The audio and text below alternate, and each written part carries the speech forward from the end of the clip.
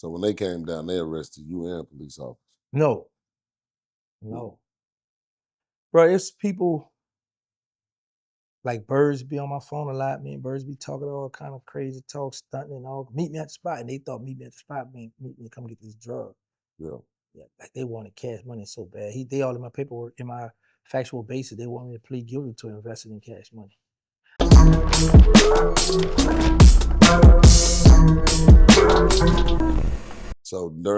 So you picked up. I'm assuming you picked up Islam in prison. Yes. All right, when I first come into Islam, I was on the street.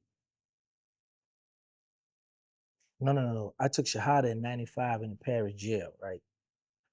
I went to do my state bid, but I didn't learn anything. So when I come home, like you know how the Jehovah Witness come in your project or come in the neighborhood, knock on doors. So this guy, Brother Peter, he was in the Nation of Islam. So everybody would get up and run. Even me, we'd go run inside. Because I was like, man, I ain't really trying to hear it, you know? So what happened was one day he banged on my door so hard, I said, man, I gotta go. What's up? Let me talk to you, brother. We talking, we get in the car, we want to go on a ride and talking. And he invited me to the mosque on Diamond in the East, in New Orleans. I went to the mosque and I like how the women was over here, the men over here, the women was over there, and there was some young brothers up there spitting at the fire. I was like, I like this. So I wound up joining the Nation of Islam when I was on the street. And then when I went to the feds, one of my homies, he's now named Grant, after Night War, he was the minister for us. So I didn't know what was the difference between, Muslim and Nation of Islam. I didn't know. I just thought everybody Muslim, but I'm over here. Then I started listening to the Minister Farrakhan speak, and I thought he was the powerfulest man on earth. So it was like, it'd be like 3 to 5 of us, then might be 80 to 100 Sunni Muslims. And I'd be like, who do they think they is? They ain't and Nation of Islam. Because I didn't never read the Quran. I never studied Islam. I didn't know. But it wouldn't be till 2005, August of 2005, when I took Shahada again and went over to the Sunni. That day, I stopped cussing and stopped using the N-word. August of 2005. So I started studying the alphabet, studying the Arabic, learning how to write the Arabic and stuff. Gotcha. So let me ask you this. Obviously, you believe in a religion now. So are you afraid of what your ultimate destiny will be? No. Gotcha. No. Because in Islam, like I said, we are taught to strive to do better, strive, God forgive who he want to forgive.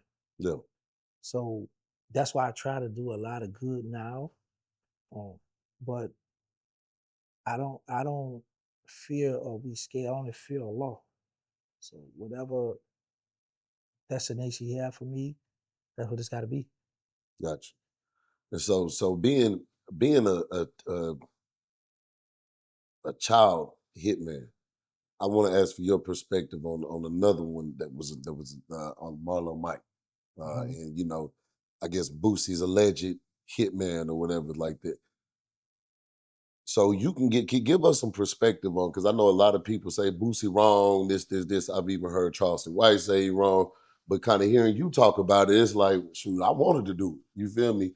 So do you feel like Marlo Mike was manipulated? Do you like what is your take on it? I had a chance to and the privilege to interview Marlo Mike. Okay. Me personally, I don't think Boosie was wrong. I don't point the finger because, like I said, I got in the game younger than Marlo Mike. But at 15, a male and some females know what they're doing. Now you got some of them that want to be down, easy to manipulate their mindset and want to go do it. But you got the average 15-year-old scared to pick up a gun back then. Some of them, no, I'm going inside. Yeah. I got to go to school or my mama gonna whoop me. Then you got some 15-year-old that's grew up with that mentality, like, man, I'm a man now. Give me that thing. Give it here. You know what I'm saying? If you scared to do it, I'm gonna do it. I don't fault Boosie for that. I look at it, Marlo Mike had a chance to get out that car. Because Boosie didn't hold a gun to Marlo Mike and say, go do that. Now he might have dingled a few $100 bills in his face. He might have got him that way. But for the most part, I don't fault nobody but Marlo Mike. Marlo Mike had made that choice to do that. Gotcha. Gotcha. And so what's the most money you've got paid for a hit? 40,000. 40,000. Yeah. Gotcha. What was the what was the situation with them? Say, I got some drugs, right? So my boy, he deceased out, man. Cat Daddy put me on this dude. So I go up to meet the guys, and it's a white piece of a napkin on the ground. So as I'm walking up to him, he pointed at the ground. So my instinct kick in like, what? I know how some homies are like, come on, man, let's get a bag of dope. And we'll act like we about to share the heroin.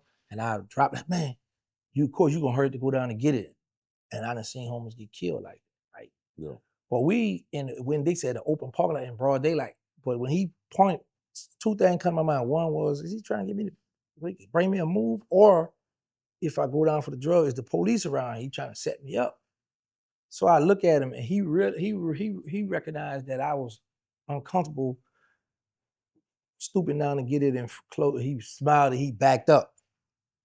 So I stooped down, grabbed it. When I opened it, he said, that's how it's gonna look. We're doing the drugs I'm gonna give you. So I looked at it, it was a nice little white ball. I closed it back up. So as he reached his hand out to get it from me, I threw it back on the ground and he smiled. That's where I got it from off the ground. So I'm not about to put it in your hand. You know, I'm gonna put it back where you had it at. So that was a hit I took for him. It was very urgent. He's still alive to this day, so I don't want to get him caught up. But yeah, Gotcha. When you say he's still alive, you're talking about the person that who paid. paid me, right? Gotcha. Yeah. What's up? Talk to me. I'm just letting you process, man. I'm letting you I process. was just thinking, man, there was some good old days back then, bro. Man, money wasn't no problem back then. We used to get money. Now, these days, them dudes anyway. Yeah. I believe I make more money than the average drug dealer in the neighborhood on YouTube. Real talk. Yeah, I had interviewed somebody and they was like the streets and he was dead. Like they usually you over there hustling for your bond money, like And some of them don't have buying money when they get locked up. Yeah. So you get paid 40 for that hit. It's urgent. You gonna handle that business right then and there. All right.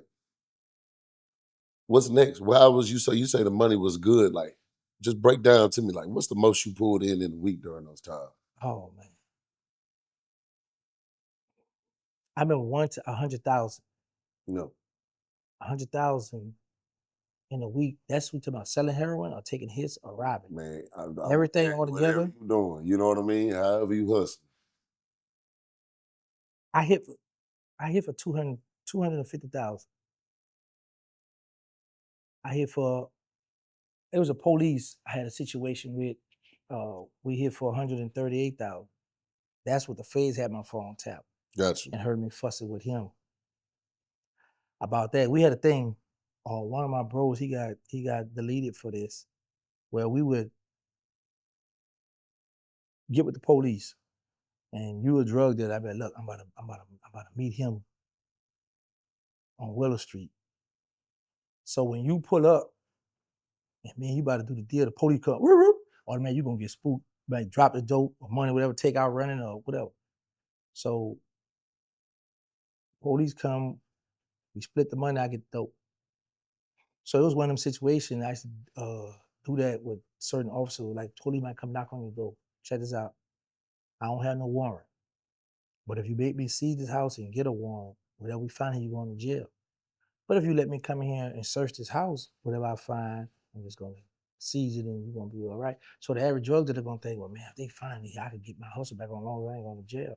But I already know it's a key in here, or it's 20,000 right in here, because you've been and had a little chick I know or a little youngster I knew in the house showing out.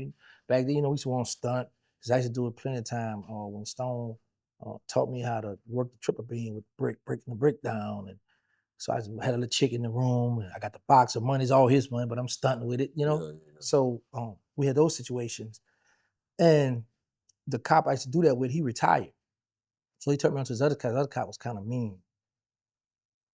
I would know that there was money, a certain amount in there, and he would lie. Like if I know it's 20,000, he'd be like, oh man, ain't number 10,000 in there, so we get 5,000 a piece. Well, he did that like 2, 3 times. I got tired. So in my mind, I was already plotting to get him. Just so happened this dope boy, like the house was like this the side street and the house right here. So he got the car parked right here, and the police, another police coming up and happened to see and backed up to come and see if he needs some assistance. So I'm on the side right here with my car. This is when he had a black bag. He handed the bag to me because he saw the police coming. And I got in the car, left out, and I told him, baby mother, I said, look, count this money for me. So later on that night, they hit me, told me what it was. So the police like, man, what's up? I said, man, I'm gonna get with you. I said, man, what you been going? I said, man, you know, I'm gonna holler at you, man. How you know I'm a cop? I could put you in jail, put her under arrest, man. Get out of here, hung up on him. I didn't care back then, but the feds had my phone tapped. Mm. Yeah, the feds had my phone tapped. So when they came down, they arrested you and police officers. No, no. Bro, it's people like Birds be on my phone a lot. Me and Birds be talking all kind of crazy talk, stunting and all. Meet me at the spot. And they thought meet me at the spot meet me to come get this drug. Yeah. Yeah, like they wanted cash money so bad. They all in my paperwork, in my factual basis, they want me to plead guilty to investing in cash money. But it was a lot of people they could have arrested. Me talking about drugs and different because the police told me, he said, man, I've been on this for over 17 years, either 14 or 17 years. He said, you're the first person who we had an investigation with. Every day you talked about doing a crime. Every day you talked to a different female. You just didn't care what you said, how you talked to her. Like every day I wanted to rob or murder something. Every day I woke up on, I need to do something today. I'm going to spin over here. I'm going to rob him. Or I need to jack this one. Every day I was trying to do something illegal. Gotcha. So when you look back at some of the things, the choices you made and things of this sort, if Gangsta Williams right now could talk to younger Gangsta Williams, what would you say? Hide the money. I was thinking about hiding this money in my grandfather's backyard. I had a safe with 375,000. That's the only thing. I don't regret nothing I've done in life.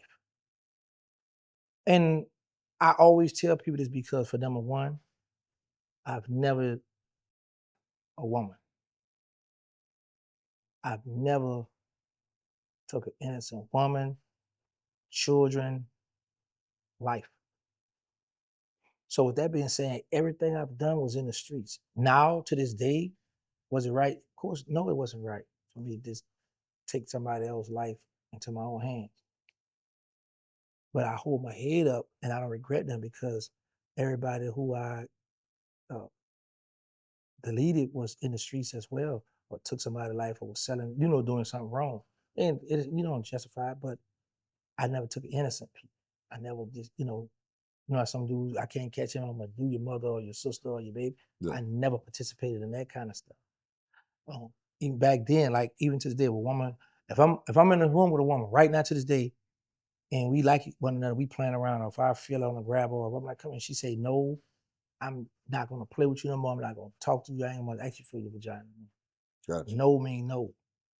Well, So I've makes sense. always been hard on that. You know what I'm saying? So, yeah, I don't regret nothing of So that. you feel like you playing the game that niggas signed up for, and we both playing the same game, and I just got you first. Big facts. Got you. And the reason why I tell people that I don't regret nothing I've done in life because what I have done in life has helped me become the man I am today. Because I know how I feel to go to jail, juvenile, state, federal, life sentence. I've been shot up, colostomy bag, urine tube. I've been stabbed in my chest, lungs collapsed. I got hit under here, bullet come out the middle of my chest. So I've been through all that, and I know what these youngsters going through. So it's easy for me to talk to them, explain to them, look, because they be like 10, 15 deep going to jail, gang banging and all that, and then anybody got a diamond Chinese money, they can't bond out, they can't get a lawyer, they can't get commissary. So it's easy for me to talk to them youngsters, let them know, look, I've been through all that stuff you're doing. Yeah.